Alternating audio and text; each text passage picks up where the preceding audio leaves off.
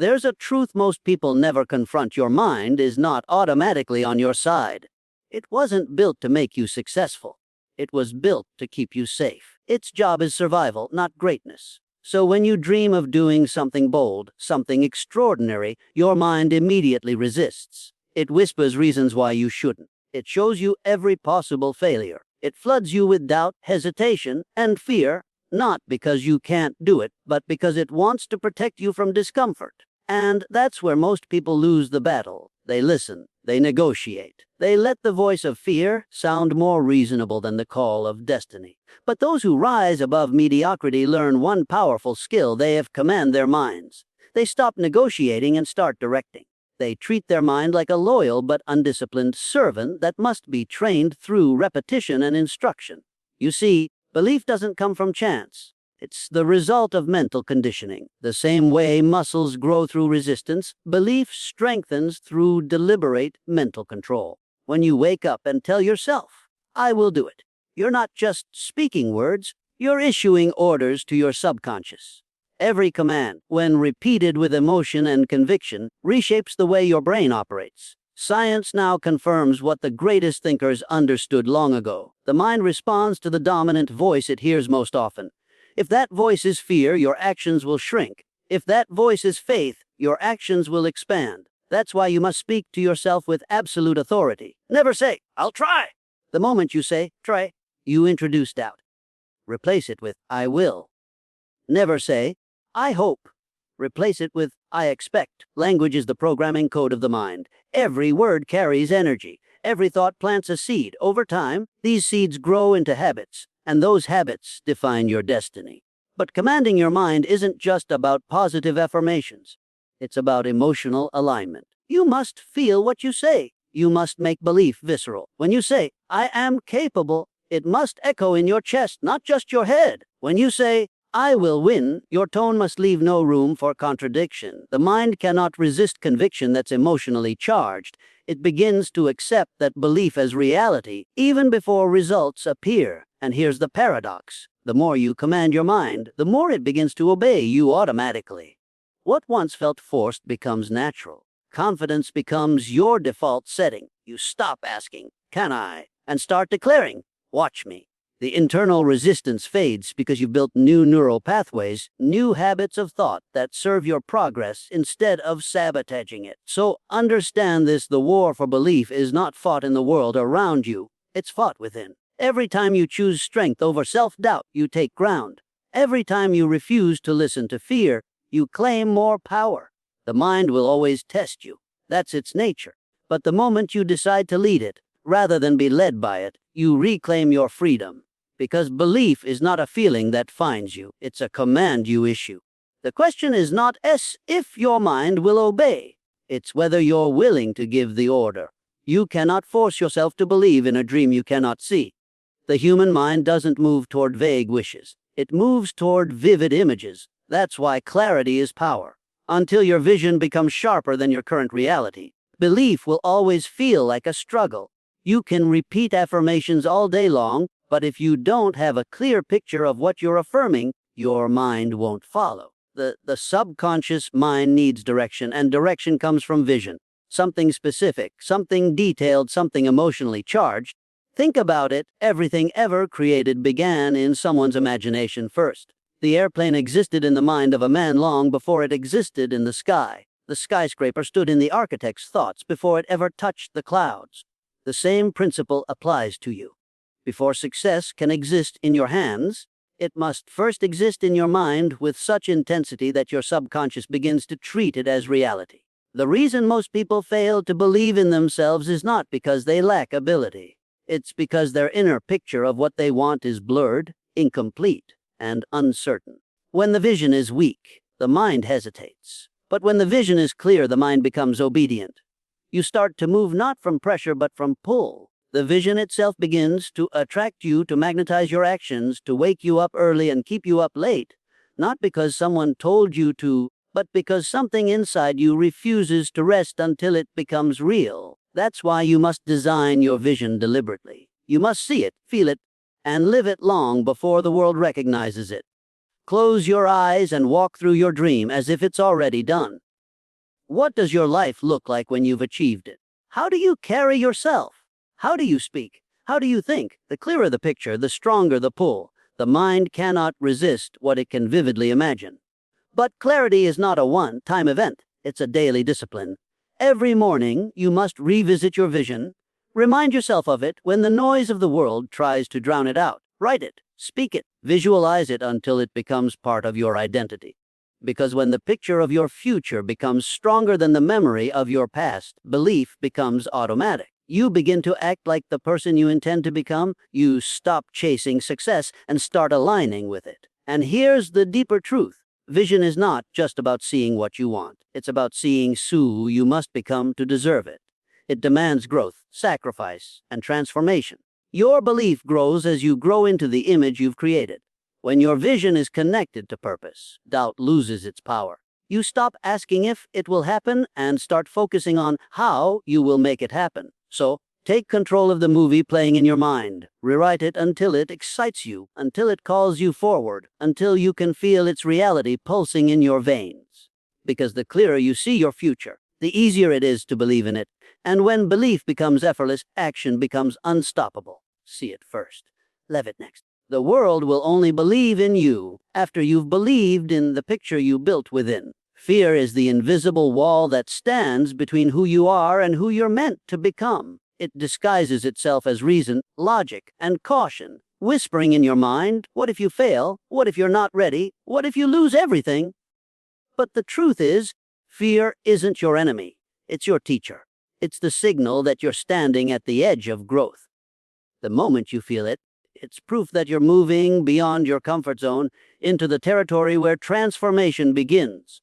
Most people retreat when fear appears, not realizing that the presence of fear is the confirmation of opportunity. You see, the mind creates fear not to harm you, but to protect you. Its goal is survival, not expansion. It tries to keep you within the boundaries of what it already knows. But greatness has never existed inside the known. Every great achievement, every monumental success, was born from someone's willingness to feel fear and move forward anyway. They understood a simple truth: fear loses its power when you stop running from it. The moment you face it directly, its illusion fades. The secret lies in transforming fear into fuel. Instead of asking, what if it goes wrong? Train yourself to ask, what if this fear is showing me what I must do next? Every emotion carries energy, and fear contains some of the most potent energy of all. You can let it paralyze you, or you can let it propel you. The difference lies in how you interpret it. When you reframe fear as the signpost pointing toward growth, it stops being something to avoid and becomes something to use. Think about it this way: if fear can make your heart race, your body tense, and your mind alert, then it can also make you focused, disciplined, and unstoppable if directed properly. That's the same energy that drives an athlete into the final sprint, a leader into a bold decision, or an artist into their masterpiece. The emotion is the same, the difference is in control. The person who commands fear becomes its master. The one who flees from it becomes its prisoner. And this mastery begins in the moment you decide to act in spite of fear. Not to wait until you feel ready, not to wait until courage magically appears, but to move forward while fear still lives in your chest. Action is the antidote to fear.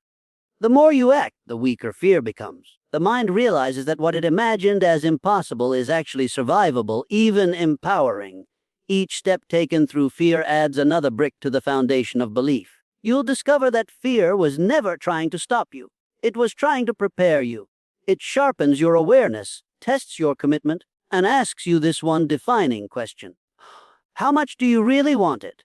Those who can answer with action, not excuses, are the ones who rise. So the next time fear stands before you, don't run. Stand still, look it in the eye, and thank it, for it just revealed where your next level begins. Remember, this fear is not the wall, it's the doorway. Walk through it, and you will find the version of yourself that's been waiting on the other side all along. Belief does not grow from thinking alone. It grows from doing. You can tell yourself 1,000 times that you're capable, but until you act on that belief, your mind won't fully accept it as truth. Action is the evidence that convinces your subconscious that you mean what you say. Without it, belief remains theory, fragile, uncertain, easily broken by the first sign of doubt. But the moment you move, the moment you do something, even something small, belief begins to take root. It's not what you say to yourself that creates conviction. It's what you prove to yourself through consistent effort.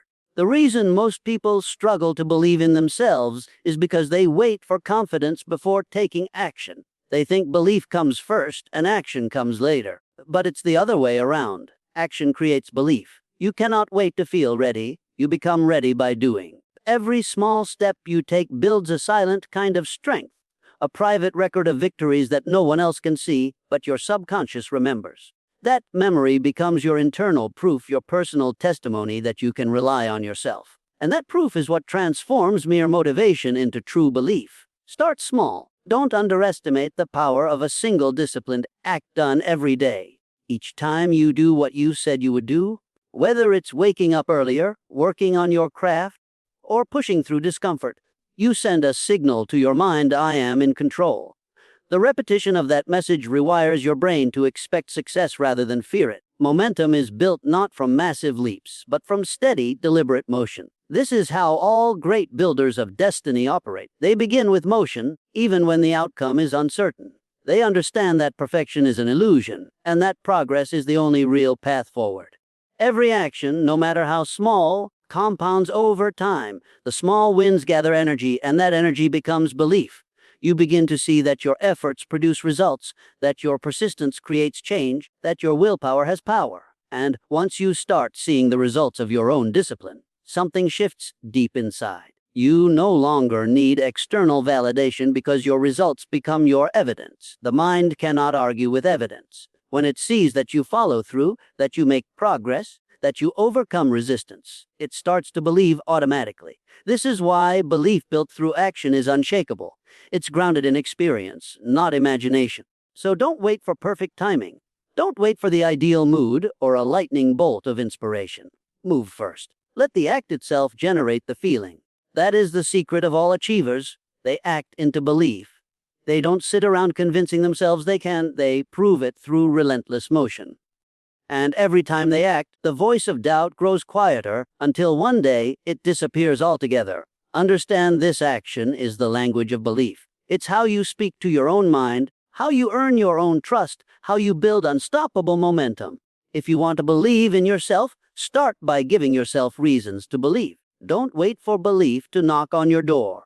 Build it with your own hands, one action at a time. Because the greatest confidence in the world is not spoken. It's demonstrated. Your mind is your greatest ally or your greatest enemy, depending on how well you protect it. You can have the strongest vision, the deepest desire, and the boldest plan, but if your mind is constantly being poisoned by negativity, doubt, and distraction, belief cannot survive. It withers in a polluted environment. The thoughts you allow into your mind are as important as the food you allow into your body. Both determine your strength, your energy, and your ability to perform. If you feed your mind fear, you will live small. If you feed it power, you will rise. The problem is most people treat their mind like an open window. Any voice, any opinion, any criticism can drift in and take root. They listen to people who have never dared, never built, never risked anything. They allow the world's noise to dictate what they believe about themselves. But you cannot build a powerful life with a weak mental diet. You must choose what you consume. You must guard your mind like a fortress, because everything you think eventually becomes everything you live. The human mind is absorbent. It reflects the influences that surround it. If you spend your time around small thinkers, your thoughts will begin to shrink. If you surround yourself with people who see limits, you'll start to believe in them too. But when you deliberately place yourself among people who speak possibility, who radiate conviction, who dream with action, your belief expands. You begin to mirror the energy you are exposed to. This is not coincidence, it's psychological law. The mind becomes what it repeatedly experiences. Guarding your mind doesn't mean isolating yourself. It means being selective. It means choosing your mental company with the same care you'd choose a business partner or a life companion. It means turning down the volume on voices that drain you and amplifying the ones that elevate you. It means being intentional about the information you allow in books, conversations, media, everything. Because each piece of information is a seed, and every seed grows into something. The question is, are you planting weeds or fruit? You must also learn to silence the internal noise, the self-criticism, the guilt, the regret that loops in your head. Those thoughts are intruders. They don't belong in a mind that's committed to belief. You can't build confidence while allowing self-condemnation to run free. Replace every limiting thought with one that strengthens you. When your mind begins to say, I can't, stop it immediately and replace it with I can, and I will find a way. The more you correct your thoughts, the more disciplined your mind becomes. Over time, it starts to protect you automatically. It learns what to reject. It becomes your gatekeeper. When your mind is fortified with positive expectation and purpose, belief becomes your natural state. You no longer struggle to stay motivated because you've built a mental environment where success feels normal. You think in terms of possibility, not limitation. You see challenges as steps, not walls, and that shift alone separates the ordinary from the unstoppable. So protect your mind as you would your most valuable treasure, because it is. Everything you will ever achieve begins and ends there. Guard it with discipline, feed it with purpose, and it will serve you with power. A disciplined mind doesn't wait for belief. It creates it, sustains it, and turns it into destiny. Failure is not the opposite of success. It is part of it. Every person who has ever achieved anything remarkable has walked through the fire of failure. The difference is not that they failed less, but that they refused to be defined by it. Most people make the mistake of treating failure as a verdict instead of a lesson. They see it as proof that they're not capable, rather than proof that they're becoming capable. And so they stop trying, not realizing that belief is forged in those moments when the outcome is uncertain, but the will remains unbroken.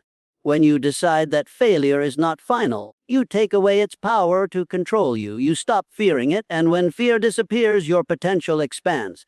Failure only hurts when you attach your identity to it. You failed at something, you are not a failure. That small distinction changes everything. It frees you to analyze, to adjust, to improve. You begin to look at every setback as data, as feedback from life itself, saying, here's what you need to learn next. That shift from emotional reaction to intellectual reflection transforms pain into wisdom. There's a certain psychology to success that many never master.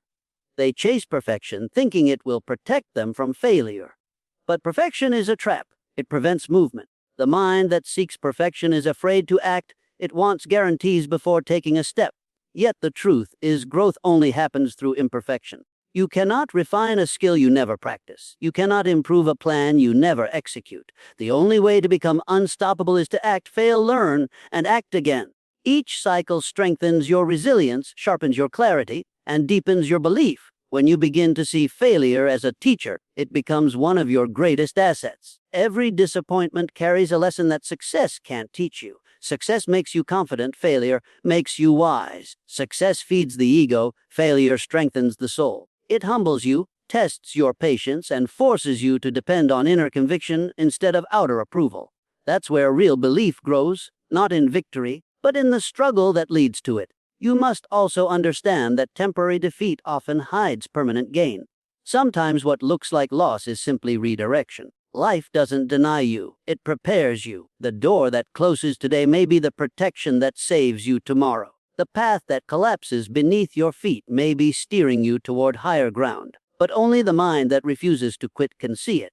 Quitting blinds you, persistence reveals the purpose behind the pain. So never curse your failures, study them, respect them. They are your evidence that you dared, that you moved, that you tried while others hesitated. Every failure endured with courage adds another layer of strength to your spirit.